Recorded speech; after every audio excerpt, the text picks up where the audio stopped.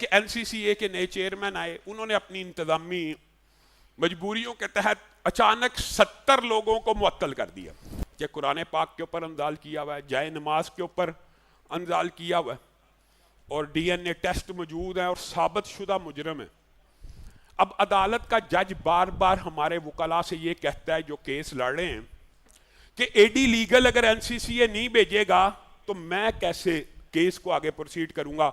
और आखिरी पेशी पे जज साहब ने यहां तक अल्फाज कह दिए अगर एडी लीगल ना पहुंचा तो मैंने इन मुल्जिमान की जमानत लेना शुरू कर देनी है। इन्ना लिल्लाहि व इन्ना इलैहि राजिऊन। एनसीसीए के चेयरमैन से मेरी दरखास्त है कि एडी लीगल को फिल फोर मुतय्यन करें।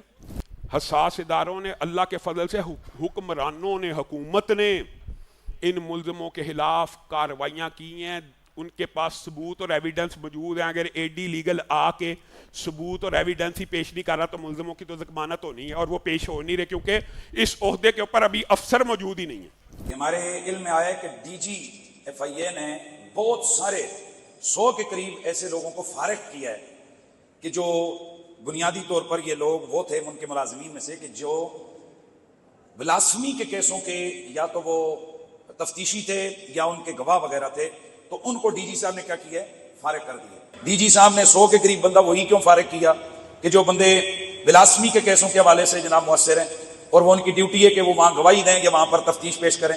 बहुत सारे जजों में से बाज जजों ने आखिरी वार्निंग दी है कि अगर इस मौके पर तफ्तीशी पेश हुआ तो ठीक है, वगरना हम बंदे को क्या करेंगे, जमानत दे देंगे। हम इस इज्तिमा की वसातत से अपने डीजी FIA से इंतहाई मुअद्दिबाना गुजारिश करते हैं कि आप भी मुसलमान हैं, अगर मुसलमान नहीं भी हैं तो बहरहाल रसूलुल्लाह की तौहीन जो की गई है वो हमारे आईन और कानून की खिलाफ वर्जी की गई है। आपने ऐद किया हुआ है, आपने जनाब हलफ उठाया हुआ है कि आप आईन के पाबंद हैं, आप कानून के रखवाले हैं, तो आपके लिए लाजिम है कि ये जो नामूस रिसालत के कवानीन है इस हवाले से उन लोगों को बहाल किया जाए। कम अज कम जिन लोगों की अदालतों में गवाहियां और जो तफ्तीश कर रहे हैं उनको कम अज कम आप वापस उस ओहदे पे बहाल करें ताकि ये जो कवानीन है, ये जो हमारे जो केस चल रहे हैं, इन केसों का मौसर अंदाज से जो फैसला हो सके। डीजी FIA का 100 से जायद ऐसे लोगों को जो इस काम पर मामूर हैं, जो ब्लास्फेमी के केसेस देख रहे हैं, उनको यकदम वहां से हटा देना और दूसरे लोगों को वहां भेज देना, ये क्या है? जज जो है ना वो जमानत पर रिहा कर देगा, वो नजीर बनेगी, दूसरे केसेस में रिहाई मिलेगी और ये सारे के सारे लोग तौहीन रिसालत करने वाले जब बाहर आएंगे तो ये किसी न किसी मुल्क का वीजा लेकर वहां पहुंचेंगे, जैसे पहले कुछ लोग पहुंचे, और वहां से बैठकर पाकिस्तान के अंदर बदअमनी फैलाने के लिए ये जो है ना वो सोशल मीडिया का इस्तेमाल करेंगे और साइबर वार करके पाकिस्तानी कौम को हिजानी कैफियत में मुब्तला करेंगे।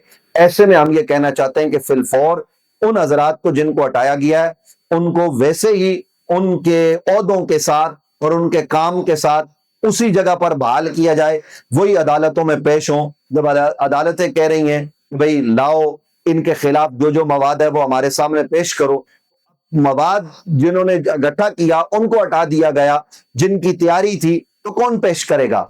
जिसमें गुस्ताखी जैसे संगीन मुकदमात में मुलव्वस मुल्ज़मान की रिहाई की राहें हमवार होती हुई दिखाई दे रही हैं। अहम कानूनी ओहदों पर फायज अफसरान को अचानक उनके मनसब से हटा दिया गया, जिनमें असिस्टेंट डायरेक्टर लीगल जैसे कलीदी ओहदे पर फायज भी अफराद को जो है उनके ओहदों से हटा दिया गया। जब उनको उनके ओहदों से हटा दिया गया, उनकी जगह ऐसे अफराद को तैनात किया गया जो कानूनी तकाज़ों को मुकम्मल तौर पर पूरा नहीं कर सकते। ये तब्दीलियां महज इंतज़ामी नहीं हैं, बल्कि अगर ये तब्दीलियां हो गई हैं, इनके पीछे इनकी तब्दीलियों के असरात क्या है, वो बराह रास्त ये असरात उन हसास मुकद्दमात पर पड़ रहे हैं जिनका ताल्लुक कुरान मजीद की बेहुरमती और कुरान मजीद की हुर्मत और हमारे दीनी शायर से बिल्कुल जुड़े हुए हैं।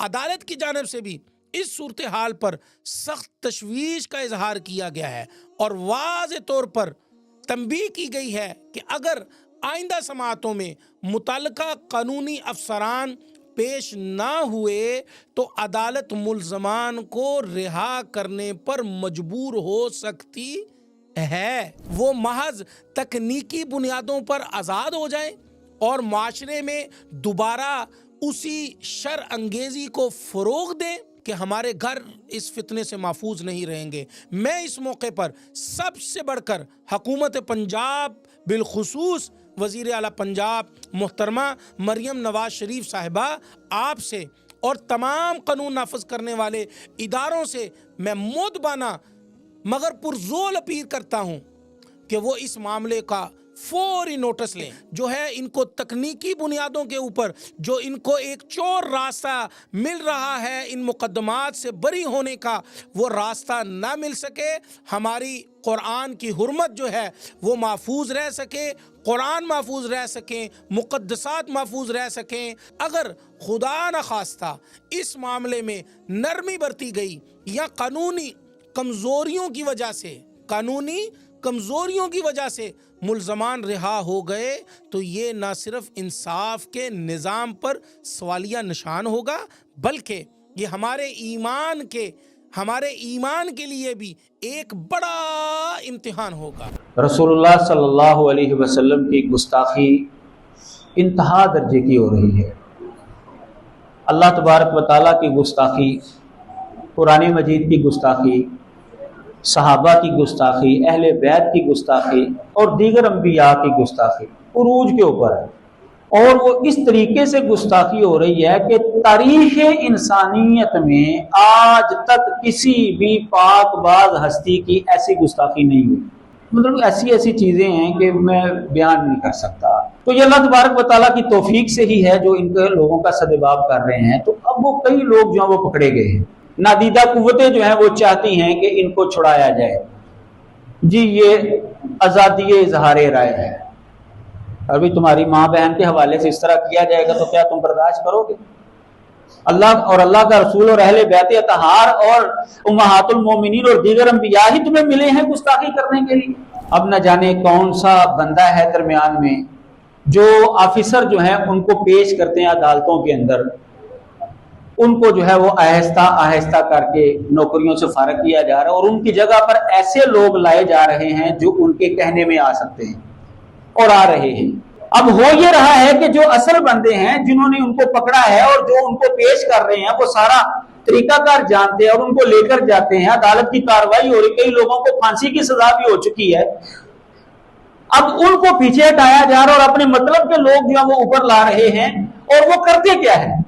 वो कर ये रहे हैं कि वो पेश ही नहीं हो रहे, लेकिन जब अदालत के सामने चीज ही पेश ना होगी तो वो करेगी क्या?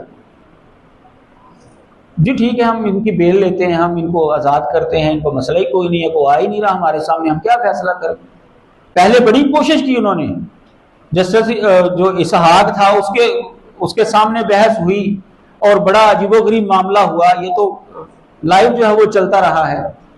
तो अब उन्होंने ये तरीका निकाला है हुक्मरानों तक। हम ये बात पहुंचाना चाहते हैं कि इनको जो है वो देखें, चेक करें कौन सी वो ऐसी कुव्वत है जो ये हरकत कर रही है, उनका सदेबाब किया जाए, उनको रोका जाए। वगरना याद रखें भी हम तो आम लोग हैं, हम सिर्फ बात कर सकते हैं या लोगों को समझा सकते हैं। सुल्तान ताकत वो हुकूमत के पास है। अगर वो नहीं रोक पाएंगे या वो नहीं रोकेंगे या वो इसका सदेबाब नहीं करेंगे तो अल्लाह और अल्लाह के रसूल के सामने जाकर कौन सा चेहरा दिखाएंगे? क्या वहां पर कहेंगे जाकर? क्या ये कहेंगे कि मैं अमेरिका और ईरान की सुलह करवाने के अंदर जो है वो दौड़ भाग कर रहा था इसलिए मेरा ध्यान नहीं गया? क्या ये उज़र काबिल कबूल होगा? ये उज़र अल्लाह ताला के यहाँ काबिल कबूल नहीं है। ये हुकूमत को चाहिए कि वो जरा देखे, और उनके बाकायदा सबूत मिल चुके हैं। ऐसे कुरान मजीद उनके जो है वो मिले हैं जिसके ऊपर जो है उन्होंने गंदगी फेंकी हुई है और बाकायदा उसकी वीडियो बनाई हुई है। उन्होंने गंदगी फेंकते हुए वीडियो भी मौजूद, सारे सबूत मौजूद हैं। इसके बावजूद कोशिश कर रहे हैं कि हम जो है इनको छोड़ दें इनको।